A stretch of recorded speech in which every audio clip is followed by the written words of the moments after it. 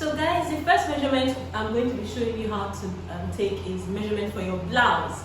Okay, so what you want to do is start with the back, and the first measurement is going to be our shoulder measurement, which is going to be from one tip of the shoulder across the neck bone at the back to the other tip of the shoulder. Okay, so once you have that, you want to take the measurement from the nape, this part of the neck right here, to the waist. Now this part is for, you're going to stop at the deepest part of the waist. Okay, so that's what you want to do. Take that measurement because the back is not really straight.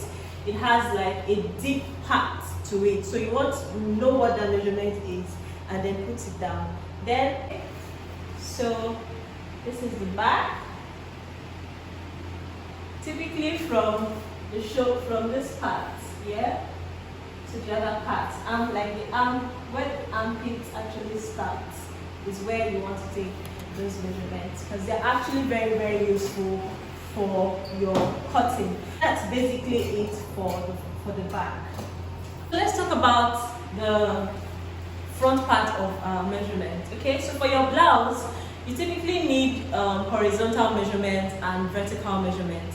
And by horizontal measurement, I mean measurements that go round the body.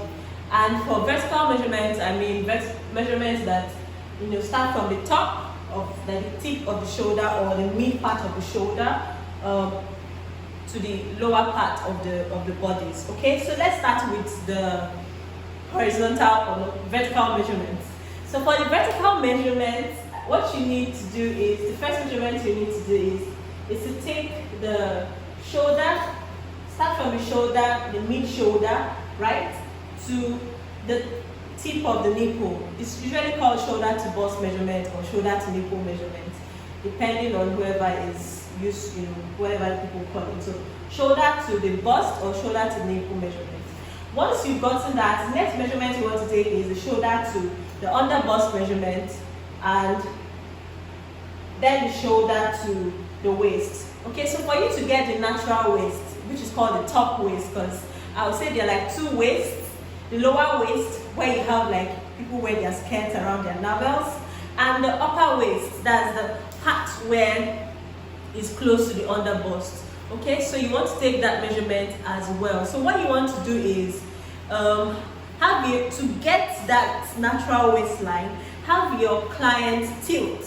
Let them tilt this way. Okay, so when they tilt, you can feel the angle where the two parts of the body kind of meet. That place is actually the natural waistline. So once you get it with your hand, what you want to do is just note it. Use a string, okay, to tie around that particular spot where you've measured or where you've noticed the natural waistline is.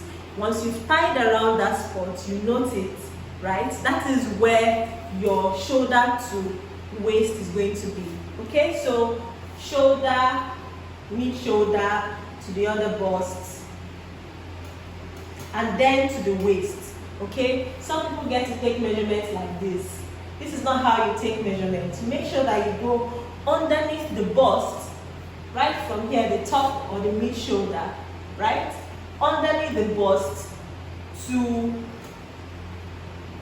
the waist. Okay, once you have that measurement, you can then go ahead to take the blouse length, the full length of the measurement. Okay, so exactly from the tip of the shoulder again, get to the shoulder to bust, then to the under bust, to the waist, and then you can get the length of the blouse. Some people typically like their length to be blouse length to be short. Some people like it to be long. It just depends on the length that the customer would prefer. So once you're done taking those vertical measurements, the next thing you want to do is take the horizontal measurement. Okay, so what you want to do is you start with the bust. Make sure that your tape measure is not too loose like this and not too tight as well. Just make it a too accurate. Like, can you see around the bust, like so? Okay, that's all you need for the bust measurement, and ensure that what you have at the back is like the tape at the back is not coming downwards this way. It's actually in line with what you have at the front. Okay, just make sure that that's how you take the measurement at the back. Okay, so once you've done that, you also want to take the measurement of the under bust. Okay, so under bust measurement, just right where the bra wire sits, right? That place is where your under bust measurement is. Okay, just like this. You can put your middle finger in between, or two fingers in between, so that you have a little bit of ease in the measurement. Okay, the next thing you want to do is take the circumference of the waist. You remember when we took the string to tie around our customer or client? That part is where you want to take the circumference of the waist, and this is what you have, like this. Okay, the next thing you want to do is take the hip measurement. Okay, the hip measurement is around the fullest part of the hip, where you have the fullest part. Look at your customer, your client very well, and try to note where the fullest part of the hip is, and then take that measurement as your hip measurement. Okay, sometimes people take the neck. If you want to take the neck, you just don't make the tape measure too tight. Don't do it. Don't make it too tight, so that the person who you're making your garment for can breathe. Just, give a little room. Try to come, downwards slightly. Like a little neck piece. Something like this is fine. But don't choke the person. Just give a little room for the person to have some ease. Other measurements that you need to take is the chest measurement. That's from one part of the chest to the other part of the chest, like this, chest. Another measurement you need to take is the bust span, or nipple to nipple measurement. Okay, so that's basically what you need to take for your measurement.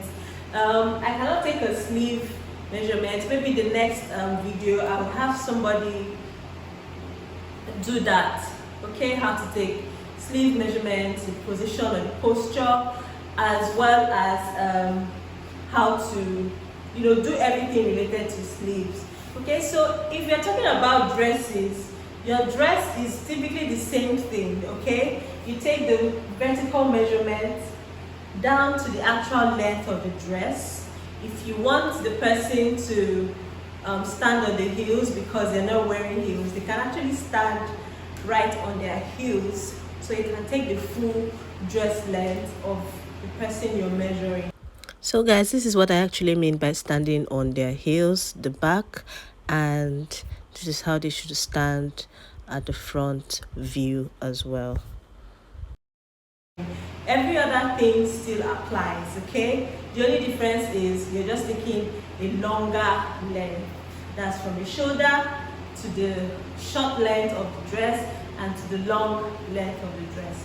I hope you found this very useful. Please let me know what other videos you'd like me to share. Don't forget to like, don't forget to subscribe, don't forget to comment down below, and I'll see you in my next video. Bye.